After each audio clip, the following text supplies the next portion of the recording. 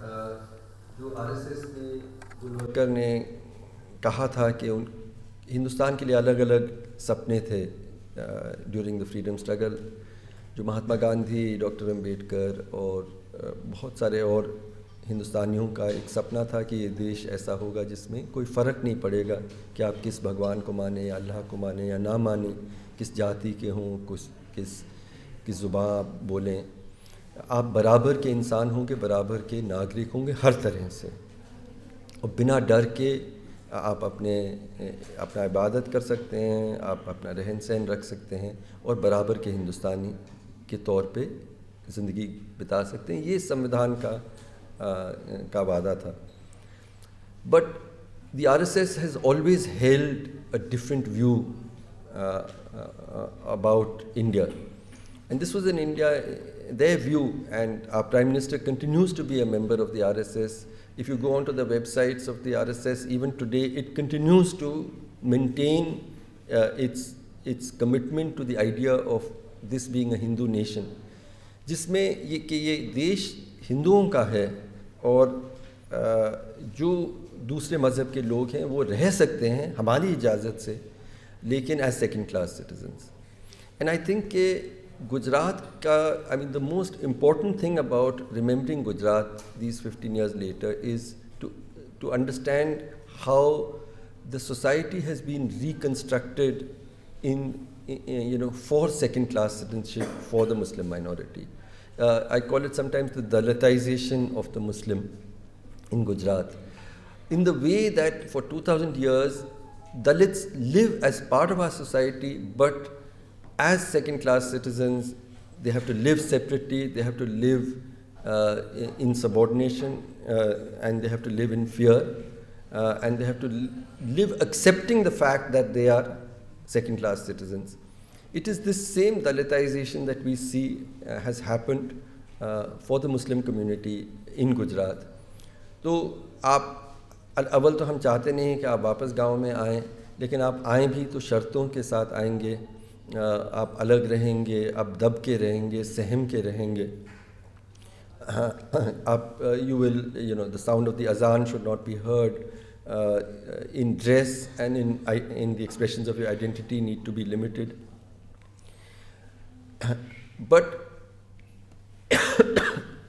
in the last 3 years, I would like to end with this thought that we see not just the construction of second-class citizenship in Gujarat, but we see the systematic construction of second-class citizenship now for the Muslim community, for religious minorities, for the Christian community, and of course for the Dalits and the tribals. The systematic construction of second-class citizenship at a national level. तो the nationalisation of the Gujarat model, और जब हम Gujarat model की बात करते हैं, एक तरफ तो हम business friendly crony capitalist governance को गुजरात मॉडल का एक पहलू मानते हैं, लेकिन ये दूसरा जो पहलू है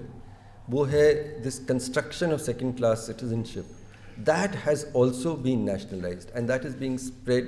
रैपिडली अक्रॉस इंडिया. तो हम इस ये जो सेकेंड क्लास सिटीजनशिप में एक स्थिति है कि ओवर्ट वायलेंस नहीं दिखता है. लोग कहते हैं कि 15 साल में गुजरात में कोई ख़ास वायलेंस नहीं हुआ है. वायलेंस जो ओवर्ट है वो उसकी ज़रूरत नहीं है जब आप लोगों को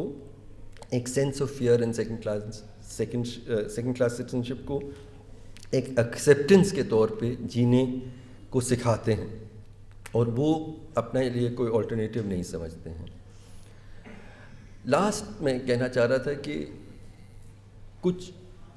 पिछले एक महीने में हम देख रहे हैं कि अमेरिका में डोनाल्ड ट्रंप इसी तरह का सेकेंड क्लास सिटीजनशिप को अमेरिका में भी उसको एक लेजिटिमेसी देने की पहल कर रहे हैं, जिस तरह से हमारे प्रधानमंत्री भी किए हैं. लेकिन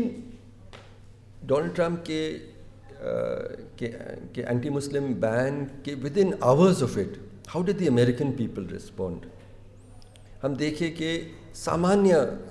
अमेरिकन लोग सभी एयरपोर्ट्स में पहुँचे, उन्होंने बैनर्स खड़े किए कि वी आर विथ यू,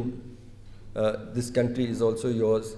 एक बहुत खूबसूरत और अजीब सा बैनर था कि we are all Muslims now. और लॉयर्स पहुँचे एयरपोर्ट्स में, एयरपोर्ट अथॉरिटीज़ ने उनके लिए जगह बनाई, उन्होंने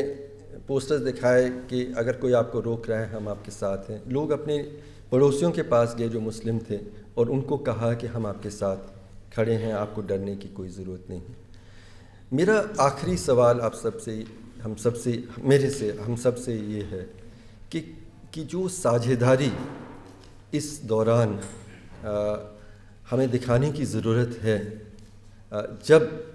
देश को इस तरह से बदला जा रहा है संविधान के मूल्यों के, इंसानियत के मूल्यों के ख़िलाफ़, इस वक्त में क्या हम लोग एक साथ इस एकजुटता से